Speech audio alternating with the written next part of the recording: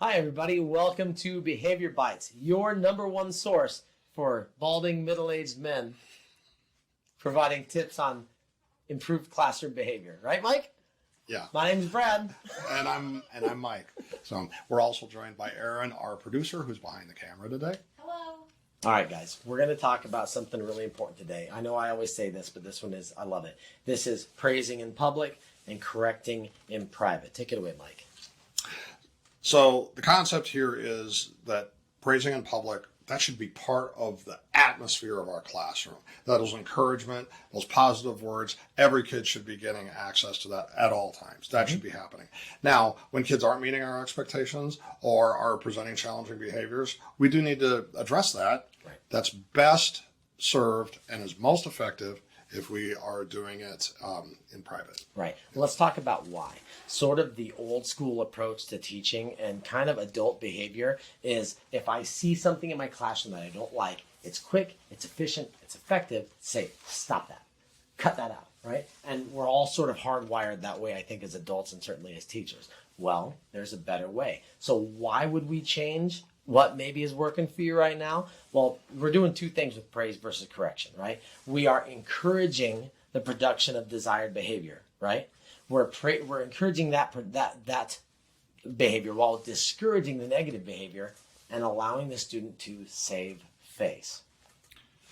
It's if I call out a student in public, right? Hey, knock that off. If I were to do something like that, Right. oftentimes that can be pretty effective in changing behaviors. The problem is it relies on humiliation, about public humiliation. And now, even though it may correct behaviors, it's also they're checking out. They're shutting down for the next 10 minutes. Like, Right. I won't be able to engage them in my lessons. That's why I say it's just not as effective as doing that in private. It's not. Look, you guys, and put this on a t-shirt and wear it around, okay? All humans, all people are deserving of dignity and respect. That's just it. All right? Well, think about it like this. Why would I expect a positive response from a negative interaction? If anybody called me out in public, especially as a grown man, I'm not going to tolerate that, and neither would most of you. All right? So if we would expect ourselves to react negatively to that, then why would we not expect the same response from our students? So let's talk about how this might look.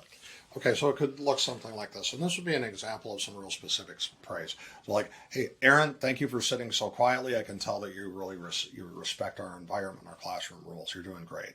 So I did that. I was pretty specific to Aaron to what she was doing. And what I did with that, I also included like a little bit of a reminder of what it was that I expected for those of the kids that weren't doing that. So it kind of served two purposes, but I was being real specific. Exactly. Specific praise is great. General praise is also good, so don't forget about that. If I'm going to correct Aaron's behavior, if I want to redirect that behavior that I'm seeing in the classroom, rather than yelling at her or calling to her from across the room, I might walk over to her desk and I might say, hey, Aaron, did you hear me give the direction to have your pencil out and be writing down what's on the board? Okay, hey, could you do that for me, please?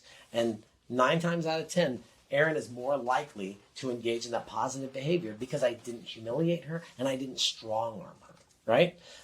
So what's the moral of the story, Mike? So look for the good. Look for the good because it's good for the soul. If you spend your time, scanning your classroom, nice job, good job, attaboy, attagirl, you're doing great. Thank you. That stuff, as well as some of that more specific praise, Yeah. it changes the way you look at your classroom, changes the way you feel about your job. Absolutely. So pay attention to upcoming videos. We're going to do another one on first attention to best conduct. It's kind of related to this, and so some other good content that we have coming up. As always, please leave comments in the comments section, or feel free to email us at the email address that's in the description. Thank you so much. We appreciate you. Now go forth, do good things.